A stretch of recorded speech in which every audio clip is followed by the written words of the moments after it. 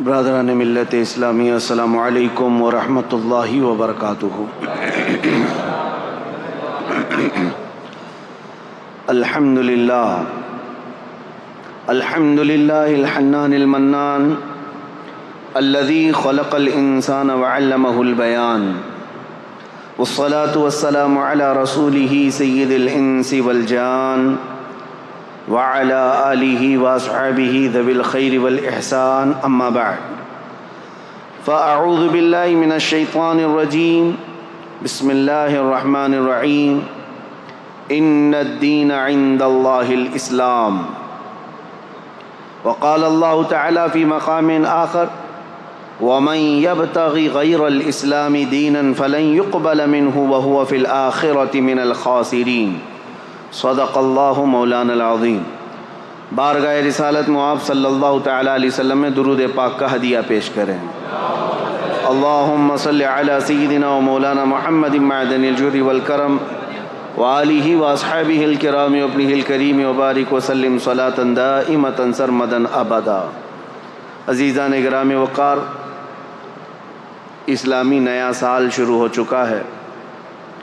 آج پہلا دن گزرا اور وہ بہار کی موسم جس میں اہل سنت و جماعت کا یہ طرح امتیاز ہے، ہمارا ایک دستور رہا ہے، محرم کے ان دنوں میں ہم اپنے اسلاف کی قربانیوں کو یاد کرتے ہیں، اور قربانیوں کی یاد اس لیے کی جاتی ہے کہ بچوں میں قربانی دینے کا جذبہ بھی بیدار رہے۔ دنیا بزدلوں کی کہانی سناتی ہے، لیکن ہم اہل محبت الحمدللہ مجاہدین کی کہانیاں سناتے ہیں۔ ہمارے ہر بچے کو ہم کربلا کی داستان سناتے ہیں، اس لیے نہیں کہ وہ سینہ ٹھوکے، سینہ مارے، ماتم کرے اور روئے دھوئے بس اسی پر ختم کرے، نہیں۔ حسین اعظم کی داستان کربلا ہم اس لیے سناتے ہیں کہ بجھا ہوا دل بھی ہو تو وہ زندہ میدان میں آ جائے، وہ مجاہد بن جائے۔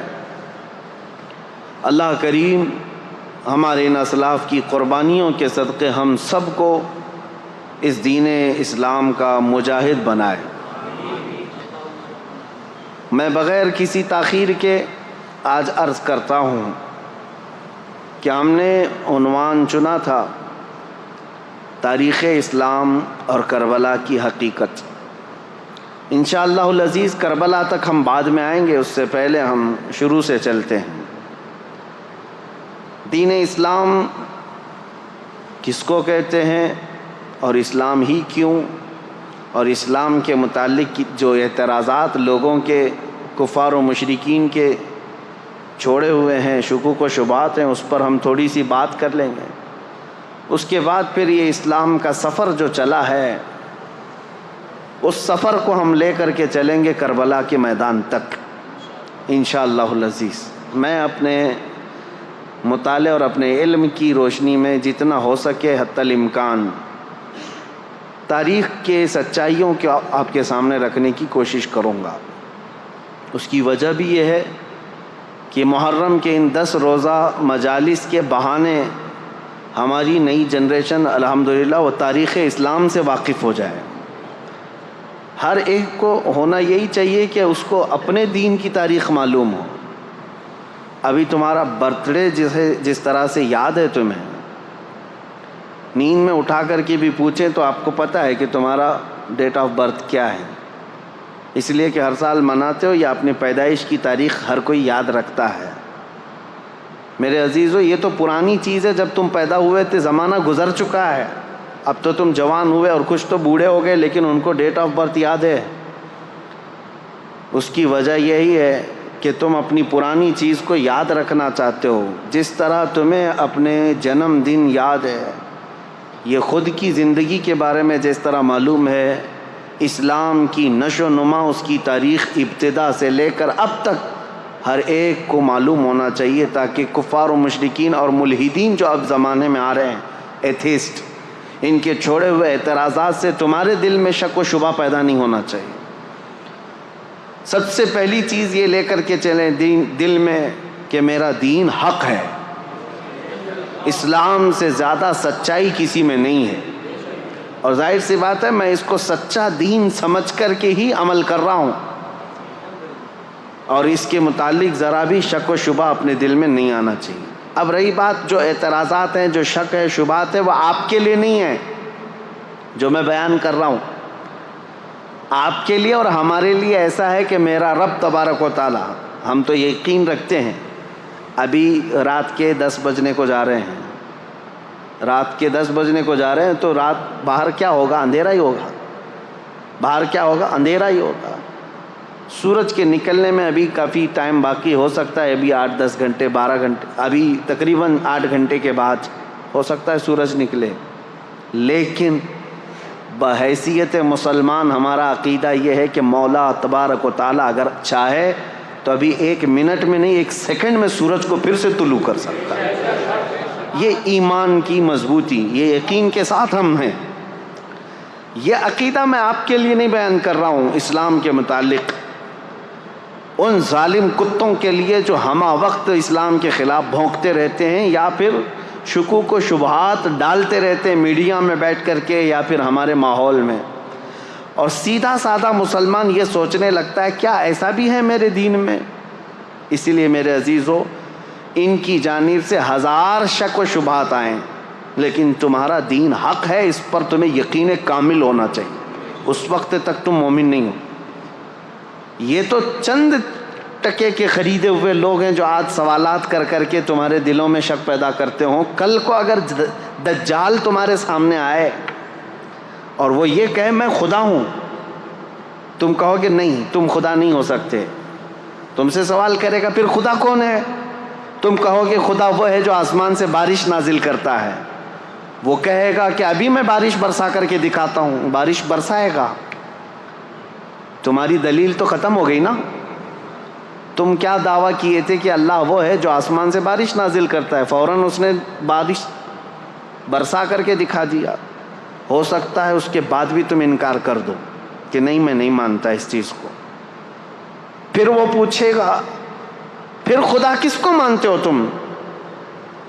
تم کہو گے میں خدا اس کو مانتا ہوں جو موت بھی دیتا ہے اور حیات بھی دیتا ہے۔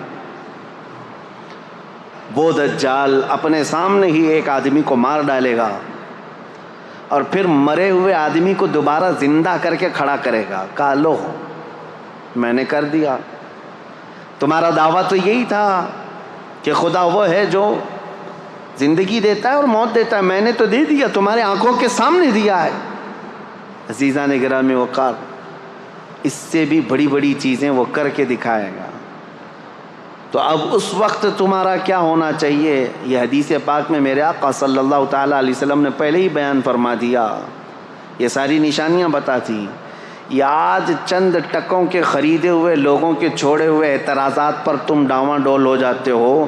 تمہارا ایمان تو اتنا مضبوط ہونا چاہیے کہ میری آنکھوں کے سامنے بھی اگر کوئی بارش نازل کر کے دکھا دے، مرے ہوئے کو زندہ کر کے دکھا دے، تب بھی میں اس کو خدا تسلیم نہیں کر سکتا، میرا خدا تو صرف اللہ رب العالمین ہے۔ اتنا یقین رکھو کہ ظاہری حالات دیکھ کر کے تمہیں ڈاواں ڈول نہیں ہونا ہے، ورنہ ہزاروں کی تعداد میں صرف دجال کے پیچھے ہی کافر ہو جائیں گے۔ آج میں اس مضبوطی کے ساتھ تمہارے سامنے آیا ہوں کہ تمہارے دلوں میں اسلام اور تمہارے ایمان کی دولت اتنی راسخ ہو جائے، اتنی مضبوط ہو جائے کہ یہ چھوڑے ہوئے اعتراضات اور شکوک و شبہات سے تم ڈگمگ نہیں ہونا، کبھی ادھر ادھر تزلزل کے شکار نہ ہو۔ سب سے پہلی چیز، اسلام کی تاریخ پر ہم آج گفتگو کر رہے ہیں، تو اسلام ایک دین کیا ہوتا ہے؟ فطرت ہے انسان کے اندر، وہ کسی نہ کسی دین سے وابستہ ہے۔ یہ جو ایتھیسٹ اپنے آپ کو کہتے ہیں نا، ہم کسی بھی دین کو نہیں مانتے، ہم کسی بھی دین کو نہیں مانتے، کچھ لوگ ہیں ایتھیسٹ جن کو ہم ملحد کہتے ہیں، اور ہندی میں جو ہے ناستک کہتے ہیں، جو کسی خدا کو نہیں مانتے، کسی دھرم کو نہیں مانتے۔ میں چیلنج کے ساتھ کہتا ہوں کہ وہ ثابت کر کے دکھائے، دنیا میں جی کر کے دکھائے کہ وہ کسی بھی دین پر نہیں چلتا، اس کا چلنا پھرنا اٹھنا بیٹھنا کچھ نہ کچھ قوانین ایسے ہیں جو کسی نہ کسی دین سے ملتے جلتے ہیں، خود سے کچھ نہیں کرتا، کسی دین سے ہی لیا ہوا ہے۔ بس یہ ہے کہ گالیاں دیتا ہے دین کو لیکن عمل کرتا ہے۔ کوئی انسان دھرتی پر ایسا نہیں ہے جس کے دل کے اندر فطرت میں یہ نہ ہو کہ وہ کسی نہ کسی دین سے تعلق رکھتا ہے۔ دین سے تعلق رکھنا یہ انسان کی فطرت میں شامل ہے، پیدائشی ہے۔ اور سب سے پہلا دین جو اس دھرتی پر آیا ہے وہ وہی ہوگا جو پہلے انسان کے ساتھ آیا ہوگا۔ اگر ہم بعد میں آئے ہیں اور بعد کے ہوں گے ہم ایک نیا دین لے کر کے آئے ہیں تو ہم کو اس کو ڈیفائن کرنے کے لیے، اس کو لوگوں کے سامنے اچھی طرح سے ایکسپلین کرنے کے لیے الگ الگ دلیلیں لانی پڑتی۔ ہم تو کہہ رہے ہیں روئے زمین پر پہلا انسان جو آیا، وہ جو دین لے کر کے آیا تھا وہ دین اسلام ہی تھا، وہ دین اسلام۔ اب اسلام کا سفر اس دن سے چل رہا ہے جس دن انسان نے دھرتی پر قدم رکھا ہے۔ سیدنا آدم علی نبینا علیہ الصلاۃ والتسلیم۔ دین ایک ہے، عقیدہ ایک ہے۔ 1,24,000 کم و بیش نبی اس دنیا میں آئے، سب کا عقیدہ ایک، دین ایک، بس شریعتیں بدلتی رہیں گی، لا چینج ہوتے رہیں۔ لا کے چینج ہونے سے پورے دین اور عقیدے کے چینج ہونا یہ ضروری نہیں ہوتا۔ آدم علیہ السلام کا عقیدہ کیا تھا؟ اللہ ایک ہے۔ نوح علیہ السلام کا عقیدہ کیا تھا؟ اللہ۔ ابراہیم علیہ السلام، اسماعیل علیہ السلام کا عقیدہ کیا تھا؟ اللہ۔ سب نبیوں کا عقیدے میں کوئی فرق نہیں ہے، عقیدے میں کوئی فرق نہیں۔ سارے نبیوں کا عقیدہ تھا فرشتے موجود ہیں، سارے نبیوں کا ایمان تھا، عقیدہ تھا کہ قیامت کا دن قائم ہونے والا ہے، آخرت پر سب ان معاملات میں کوئی فرق نہیں۔ دین اسلام کی جو بنیاد ہے وہ آدم علیہ السلام سے ہے۔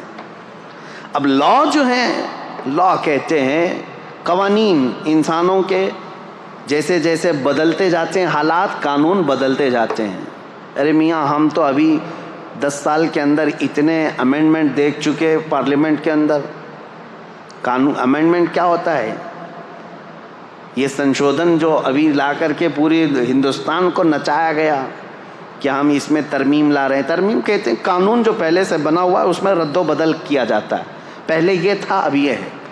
یہ ہر ملک میں ہر پارلیمنٹ میں ہوتا ہے، چند سالوں کے بعد انسانوں کے یہ جو بل پاس ہوتے ہیں کیا ہوتے ہیں؟ لا تو پہلے سے یہاں پر بنے ہوئے 1950 سے ہمارے ملک میں، لیکن ابھی بھی ہر سال پارلیمنٹ میں کوئی بل پاس ہوتا ہے، کوئی نیا قانون آتا ہے۔ پہلے ٹیکس الگ تھا، اب ٹیکس الگ ہو گیا۔ یہ جو لا چینج ہوتے جاتے ہیں، اس سے کیا یہ فرق پڑتا ہے کہ پہلے آپ ہندوستانی تھے اب ہندوستانی نہیں ہیں؟ فرق پڑتا ہے؟ نہیں فرق پڑتا ہے۔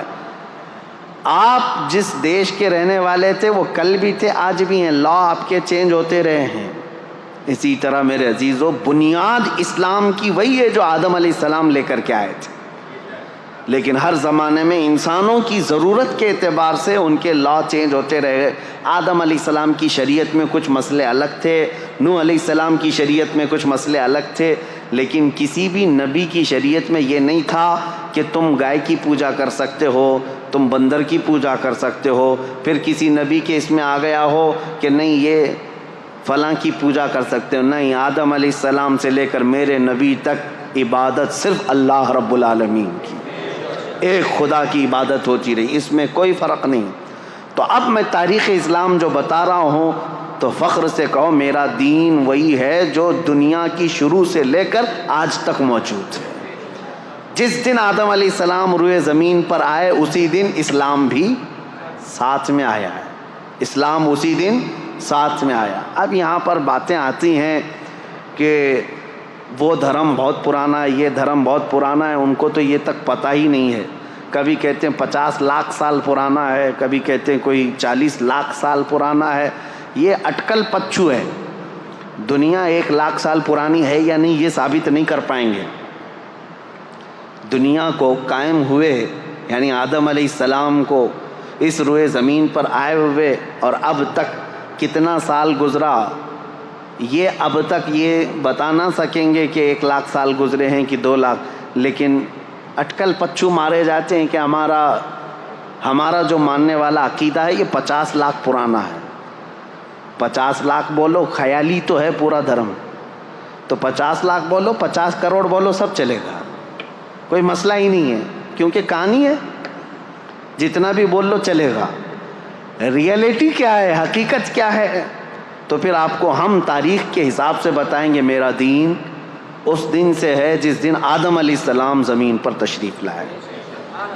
اب ان کے متعلق ایسا نہیں ہے کہ صرف دین اسلام ہی بولتا ہے، عیسائیوں کی کتابوں میں بھی آدم علیہ السلام کا ذکر ہے، یہودیوں کی کتابوں میں بھی آدم علیہ السلام کا ذکر ہے، یہ دنیا کے بڑے بڑے جو مذاہب مانے جاتے ہیں، دین مانے جاتے ہیں، ان سب میں بھی آدم علیہ السلام کا ذکر موجود ہے، اس کا انکار نہیں کر سکتے۔ آج دنیا میں جتنے ریلیجینز پائے جاتے ہیں، یہ میری اسپیشل اسٹڈی رہی ہے پہلے، یہ اور بات ہے کہ تقریباً اب کتابوں سے پڑھنے سے تعلق ختم ہو کر کے بھی 10-12 سال گزر گئے، لیکن ہماری اسپیشل اسٹڈی اسی پر ہوتی تھی، تقابل ادیان، دنیا کے جو بڑے بڑے دین ہیں ان کی خصوصیت کیا ہے، ان کے اندر موجود کیا کیا ہے۔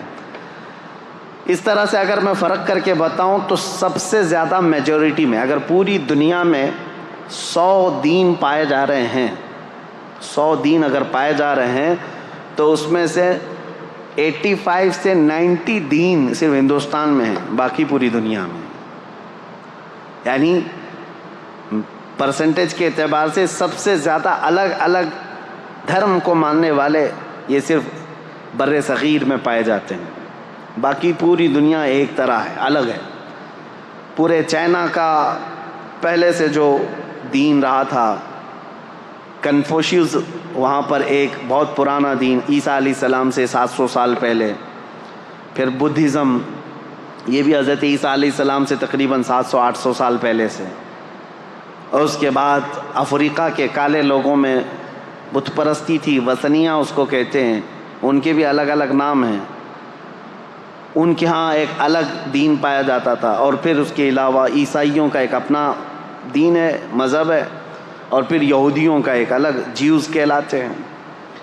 اس طرح سے یہ پوری دنیا کے ہو گئے، اور پھر ہم ہندوستان میں آتے ہیں تو ہندو، جن کے دھرم کا اصل شبد جو ہے سناتن ہے، ہندو قوم کو یہ کہتے ہیں، حالانکہ ان کے دھرم کا نام نہیں ہے۔ اب اس میں بھی بہت سارے الگ شعبے ہیں۔ جین یہ کہتے ہیں کہ ہم ہندو نہیں ہیں، سناتنی نہیں ہیں۔ سناتن میں بھی جو ہے آریہ سماج ایک الگ ہے، وہ کچھ کتابوں کو نہیں مانتے، یہ کچھ کتابوں کو نہیں مانتے، ان میں فرق ہے الگ الگ۔ لیکن بہرحال ایک تاریخ میں آپ کو بتا رہا ہوں ان ادیان کی، یہ اس لیے میں بتا رہا ہوں کہ ان میں سے ہر ایک کا دعویٰ ہے کہ ہم اسلام سے پرانے ہیں، اس لیے مجھے بتانا پڑ رہا ہے۔ یہودی جیوز یہ کہتے ہیں کہ ہم تو بہت پرانے ہیں، ابراہیم خلیل اللہ علیہ الصلاۃ والتسلیم کے بیٹے حضرت اسحاق علیہ السلام سے لے کر کے یعقوب علیہ السلام کے 12 بیٹے تھے، ان میں بڑے بیٹے کا نام یہودا تھا، وہاں سے یہودی ہیں، ان کی اپنی ایک تاریخ ہے۔ کرسچین جو ہیں عیسائی، یہ حضرت عیسیٰ علیہ السلام کے پیروکار ہیں، دنیا میں آج ان کی سب سے زیادہ تعداد مانی جاتی ہے، میجورٹی ہے۔ اور اس کے علاوہ جو سناتنی ہیں، آریہ سماج ہیں، یہ تو تاریخ بتاتے بھی نہیں، یہ یہودی تو تاریخ بتاتے ہیں کہ عیسیٰ علیہ السلام سے اتنے سال پہلے کے تھے۔ بدھزم کے جو لوگ ہیں، بدھسٹ، ان کے بھی یہاں تاریخ ہے، گوتم بدھ کے پیدائش کی تاریخ یا ان کے زمانے سے وہ لوگ ہیں۔ اور جو چائنا میں کنفوشیوس تھے، ان کی بھی ایک تاریخ ہے، یہ سب کی ایک تاریخ ہے، لیکن ہندوؤں کے ہاں سیدھے 50 لاکھ سال پہلے کی تاریخ ہے۔ اب وہ ہم کو تو نہیں معلوم 50 لاکھ سال پہلے یا 60 لاکھ سال پہلے، بہرحال۔ لیکن میں یہ ساری باتیں اس لیے کہہ رہا ہوں کہ ان سب کا دعویٰ ہے کہ اسلام سے ہم پہلے ہیں، اور اسلام کو یہ لوگ یہ سمجھتے ہیں کہ محمد عربی صلی اللہ تعالیٰ علیہ وسلم کے بعد پوری دنیا میں لایا گیا۔ دیکھیں، استعمال کے طور پر ہم یہ بات کہتے ہیں، نبی کریم صلی اللہ تعالیٰ علیہ وسلم نے یقیناً اسلام کو پوری دنیا میں پھیلایا، بلکہ یہ حقیقی رسول میرے آقا صلی اللہ تعالی وسلم اسلام کے خاتم ہیں، آخری رسول ہیں، دین حضور پر آ کر کمپلیٹ ہو گیا، لیکن دین اسلام کا لفظ قرآن پاک میں موجود ہے۔ حضرت موسیٰ علیہ السلام نے بھی فرمایا، جن کی ترجمانی اللہ تبارک و تعالیٰ نے قرآن میں فرمایا ہے کہ موسیٰ علیہ السلام نے فرمایا وَأَنَا أَوَّلُ الْمُسْلِمِينَ، میں سب سے پہلا مسلمان ہوں گا۔ اسلام کا لفظ جو ہے حضرت موسیٰ علیہ السلام سے ہے، حضرت ابراہیم علیہ السلام سے، کئی نبیوں سے یہ ہے۔ تو اسلام جو ہے آدم علیہ السلام سے چلا ہے عقیدے کے اعتبار سے۔ اب ہم جس اسلام کی بات کر رہے ہیں پوری دنیا میں، یہ لوگ جس کو اسلام ٹارگٹ پر رکھتے ہیں وہ ہمارا یہی دین ہے جو میرے آقا صلی اللہ تعالیٰ علیہ وسلم پر آ کر کمپلیٹ ہو گیا۔ اب کمپلیٹ جس کے ساتھ ہوا ہے یقیناً وہ ہمارے رسول ہیں، میرے آقا صلی اللہ تعالیٰ علیہ وسلم آخری رسول ہیں، ہمارے آقا و مولا، بلکہ کل کائنات کے وہ مرجع اور محور ہیں۔ یہ سب عقیدہ ہمارا ہے۔ اب سوال یہ ہوتا ہے کہ جب ہم یہ تاریخ بتاتے ہیں تو ان کو سوال کرنے کا پہلے ہی حق نہیں ہونا چاہیے جو یہ کہتے ہیں اسلام کو ہی کیوں فالو کریں۔ اس سوال کا جواب میں بتاتا ہوں۔ پہلے ہی میں نے بتا دیا تھا، چھوڑو سارے جھگڑے چھوڑ دو، اس کو فالو کریں اس کو فالو کریں۔ میں نے تو تاریخ بتا دیا، پوری کائنات کا باپ جو سب سے پہلے انسان ہے وہ آدم علیہ السلام ہے۔ آؤ ہم اور آپ اپنے باپ کے دین پر قائم ہو جاتے ہیں اور وہ دین اسلام ہے، وہ دین اسلام ہے، آدم علیہ الصلاۃ و تسلیم۔ لیکن ایک بات یاد رکھنا، آدم علیہ السلام کے لا، ان کی شریعت اب نہیں ہے، ان کا عقیدہ، ان کی بنیادیں، وہ دین موجود ہے، لیکن ساتھ میں آدم علیہ السلام کو اگر مانتے ہو، چلو آ کر کے اس پر یہ بھی ماننا ہوگا کہ سیدنا آدم علیہ الصلاۃ و تسلیم جنت سے دنیا میں بھیجے گئے تھے، 300 سال روتے رہے اللہ تبارک و تعالیٰ کی بارگاہ میں، اور پھر وہ ایک دن آیا جب اللہ نے ایک کلمہ ان کو القا فرمایا، اور پھر اس کلمے کے ذریعے سے آدم علیہ السلام کی توبہ قبول ہوئی۔ اور حدیثوں میں بعض تفاسیر میں یہ فرمایا گیا، آدم علیہ السلام نے اللہ کریم کی بارگاہ میں یہ پیش کیا تھا، عرض کیا تھا کہ اے مولا، جو تیرا سب سے حبیب نبی ہے محمد، اس کے واسطے وسیلے سے میری دعا قبول فرما۔ رب تعالیٰ نے آدم علیہ الصلاۃ و تسلیم کی دعا قبول فرمائی تھی۔ تو آج یہ بھی تسلیم کرو کہ آدم علیہ السلام کے اگر دین پر ہوں گے تو اس آدم علیہ السلام نے میرے نبی کے وسیلے سے اللہ کی بارگاہ میں دعا کی ہے، تو یقیناً وہ اکمل و اتم رسول ہیں جو اللہ کے محبوب ہیں، اور ان کا دین ہی سچا دین ہے۔ اب میں بتاتا ہوں دین اسلام کی ہی پیروی کیوں کرنی چاہیے۔ سوال یہ، اب میں اسی بات پر اگر چل پڑوں تو پوری رات گزر جائے۔ وجہ یہ ہے، میرا دین جس بات کا اعلان کرتا ہے اس کو امپلیمنٹ کر کے بتاتا ہے۔ دین اسلام میں کسی شوشے میں کمی نہیں ہے۔ اگر کمپیئر کرنے کی بات کریں گے تو کچھ لوگوں کو برا لگے گا، لیکن آپ کا سوال ہے کہ دین اسلام کی ہی کیوں پیروی کریں، کیوں اسی کو فالو کریں، تو پھر مجھے بتانا پڑے گا۔ دین اسلام کو فالو کرنے کے لیے اس لیے کہ پورے حیات کا اگر نظام تمہیں چاہیے اپنے جینے کا تو صرف اسلام ہی دیتا ہے، صرف اسلام دیتا ہے۔ یہ میرا چیلنج ہے، جینے کا سلیقہ صرف اگر تم چاہتے ہو تو جینے کے سلیقے میں یہ صرف یہ نہیں آتا چار دیواری کے اندر جینا۔ انسان کے جینے کے سلیقے میں اس کی تجارت بھی آتی ہے، اس کی شادی بیاہ بھی آتے ہیں، اس کے پڑوسی بھی آتے ہیں، اس کا بازار بھی آتا ہے، اس کا بزنس بھی آتا ہے، حتیٰ کہ اس کا حکومت کرنا، اس کا وزیر بننا، سپاہی بننا، یہ ساری چیزیں جینے کے حقوق میں آتے ہیں۔ اور ہر شوشے پر اسلام تمہیں پورا چیپٹر عطا کرتا ہے، ایک مسئلہ نہیں، پورا چیپٹر ہے۔ تم اگر وقت کے بادشاہ ہو تو بھی اسلام تمہیں پابند بنا کر کے دکھائے گا۔ تم اگر کرسی عدالت پر بیٹھے ہو قاضی تو پورا باب موجود ہے، تمہیں فالو کرنا پڑے گا۔ تم اگر کسی اسکول کے ٹیچر ہو تو اسلام تمہیں اس کے بھی اسلوب بتائے گا۔ آج میرے عزیزو میں آپ کو بتاؤں، 1400 سال پہلے جب لا تھے ہی نہیں، بادشاہوں کے رول چلتے تھے، بادشاہوں کے قانون چلتے تھے۔ جو بادشاہ کے وہ رات میں خواب آ گیا وہ صبح قانون بن گیا۔ نہ پارلیمنٹ میں پاس کرانے کی ضرورت تھی، کچھ نہیں، بادشاہ کہہ دیا آج سے یہ قانون وہ قانون۔ اسلام نے سب سے پہلے یہ دنیا میں قوانین پیش کیے کہ نہیں، حکومت بھی چلے گی تو لا کے ذریعے سے چلے گی، اور اس لا کے اندر وقت کا خلیفہ بھی داخل ہوگا، وہ بھی شامل ہوگا، قانون اس کے اوپر بھی ہوں گے، کسی ایک کے اوپر نہیں ہے۔ کئی مرتبہ ایسا ہوا ہے میرے عزیزو، خلفائے راشدین سے افضل اس امت کے صحابہ میں سے لے کر آخری زمانے تک کوئی نہیں ہے۔ نبیوں کے بعد خلفائے راشدین سب سے افضل لوگ ہیں، لیکن کئی مرتبہ ایسا ہوا ہے کہ حضرت عمر فاروق رضی اللہ تعالیٰ، حضرت علی کرم اللہ وجہہ الکریم عدالت میں حاضر ہوئے ہیں قاضی کے سامنے، وہ خلیفہ ہوتے